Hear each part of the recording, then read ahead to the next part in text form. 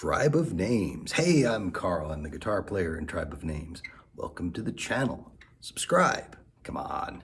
A couple of days ago, our illustrious leader Simon posted a video about guitar effects that you could create without any guitar effects. And it was a fantastic video. I really enjoyed it. But I kept thinking of things that he didn't have in his video, or maybe didn't take all the way to the limit in his video.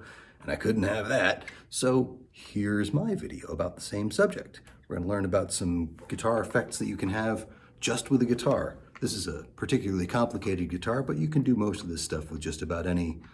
I'm going to stick with electrics for today. Maybe. I don't know. I haven't really decided. I just thought about acoustics. There are so many things. So many things. Let's see what happens. Subscribe. Whoops, can't forget the big intro. I'm Karl Eisenhart. I've spent the last 25 years or so working in the music industry. I was a professional musician, part-time musician, worked in 2 different music stores. I've been a recording engineer, I've been a sound engineer. I was a guitar tech at Nearfest and currently at Progstock. And sometime in the middle there, I've been playing in a bunch of different bands. Currently, I'm playing in 3. And I'm also a school teacher and I teach guitar at school. So I tend to keep kind of busy. Here are the things I think about. Up first, different strings. Not just the name of my band in college, not just the name of a Rush song that we borrowed for the name of my band in college, but it's also a cool way to change the sound of a part. One of the immensely frustrating things about learning to play the guitar is that you can find the same note as many as 6 different places on the guitar fretboard. If you want to play this E, you can play it there, there, there, there, there, and I don't have enough frets to do it one more time, but some guitars do. It's the same note, but it has a different timbre to it, depending on how fat the string is that you're playing in it and how far you are up the neck. So if you just have a little lick, which kind of has sort of a country sound to it. If I move it up a little bit, I have to rearrange it a little bit. Gives it a little bit more pop. If I move it up a little bit more, now I'm on still on a flat string and a wound string. It's starting to fatten up. If I play it up here, now it's thickened up. It's exactly the same thing, but you can hear this tone change.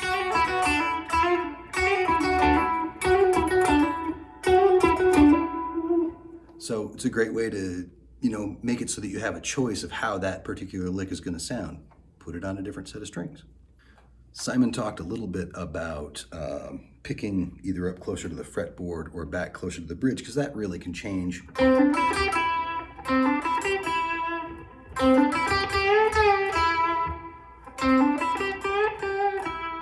That can really change the tone of what you're doing too. You can take that farther. If you pick basically up on the fretboard, a couple frets up above where you're playing, you get what Eric Johnson sort of referred to as a koto technique. If I switch to a single coil, you hear the effect, I think, a lot better.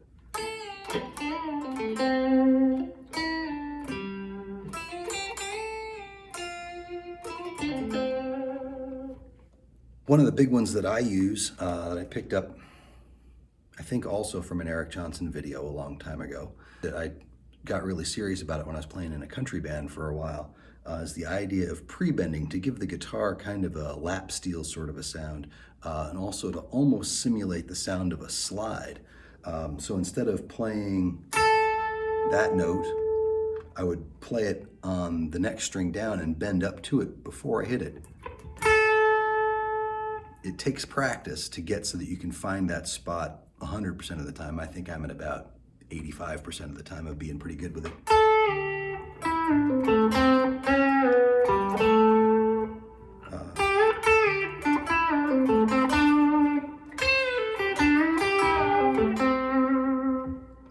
All those things, I'm bending the note, then picking it, and then letting it back down. Or I'm bending it up to an exact pitch.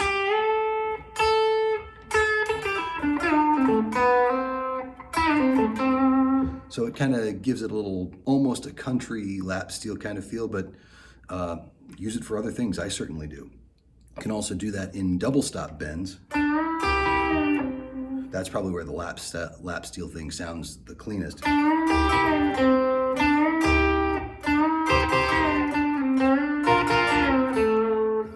Things like that. If you've been keeping up with the videos that we've shot so far, you probably noticed that I'm always complaining about the fact that Simon likes to write songs in keys that don't have a lot of open strings associated with them. That's just because I have a huge bag of tricks that involve open strings. And I've sort of, now I'm realizing I depend on them way too much because they work every time. They don't work when somebody writes a song in the key of F minor, but they work. One of the things that I do a lot with harmonics. I always have. I'm a big Rush fan. Alex Lifeson's the king of harmonics. So a lot of his.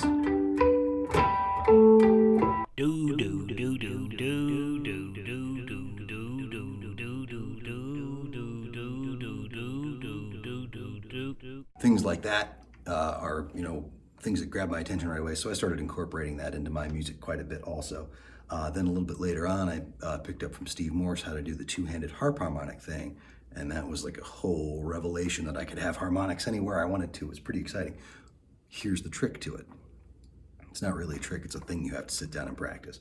Let's say we're in the key of B minor. So I'm just, for simplicity's sake now, we're just gonna say the B minor pentatonic scale. 12 frets above that, all those harmonics exist. How do you make them come out? I'm using my first finger to barely touch the string 12 frets above where I'm playing, and then I'm gonna use my pick behind that finger to pick the note. So it is kind of a weird looking thing.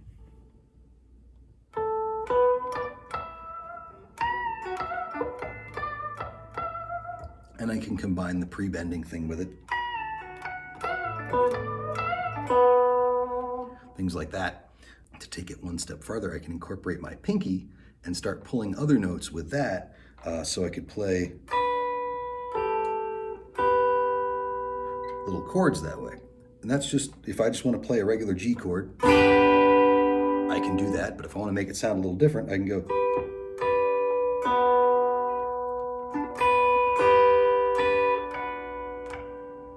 Something like that. Now that we've got this all going on, that opens up some more possibilities for harmonics. If you want to sort of add some variety to your solo, if you're just playing some sort of bluesy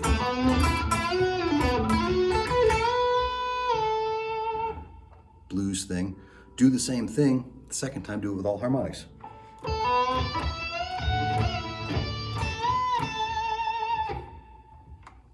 Adds a little spice to it.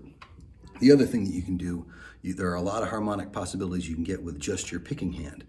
There are a few different ways to get what they call pinch harmonics, where you just sort of dig into the string, and you can either dig into the pick and then bounce the string off the side of your thumb, which is the way I do it, or you can dig in with your pointer fingernail and bounce it off the side of the pick, which is the other way I've seen people do it.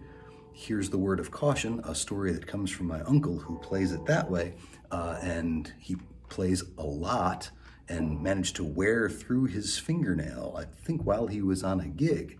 And so he was brushing the string against that nice tender skin underneath your fingernail, which apparently was quite spectacular. So that's something you want to be a little cautious of if you're doing it that way. I think that's probably why I do it the other way. But anyway, that stuff all sounds like this. If you listen to Billy Gibbons at all, he's the king of this. He does a lot playing very simple things, but adding pinch harmonics. Zach Wilde also is very big into it.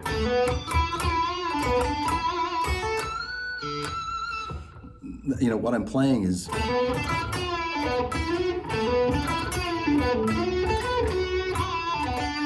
not that big a deal, but if you start digging in, it really changes the attitude of it.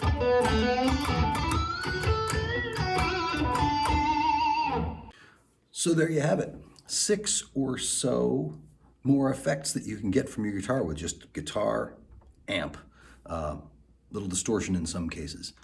You don't have to go out and buy any gear, although it's super fun to buy some gear. You can start making some sounds without that stuff.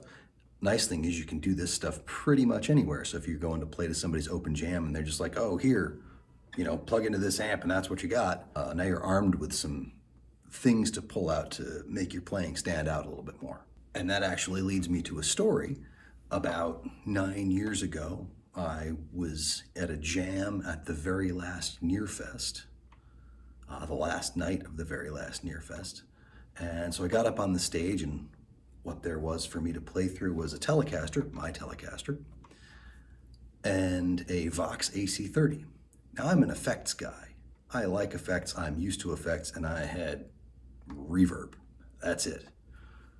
To make matters much worse, there's a fantastic keyboard player and a fantastic drummer. To my right was Mike Keneally and Brian Beller on the stage at the same time. It was kind of a high-pressure situation for me. There was almost no way I was going to come out of that not looking like an idiot. But I kept my cool, and I remembered my little bag of tricks, most of which I've gone through here, and managed to come out of it looking okay, I thought. So these tricks are important to just give yourself a depth of places to get sounds from on the guitar. Happy playing. And there you have it. I hope you liked the video. If you did, leave some comments. If you didn't, keep them to yourself. But subscribe and check out the other videos on the page. Everybody in the band is doing stuff now. It's good fun. Hopefully I'll be back with some more stuff soon. Until then, Tribe of Names.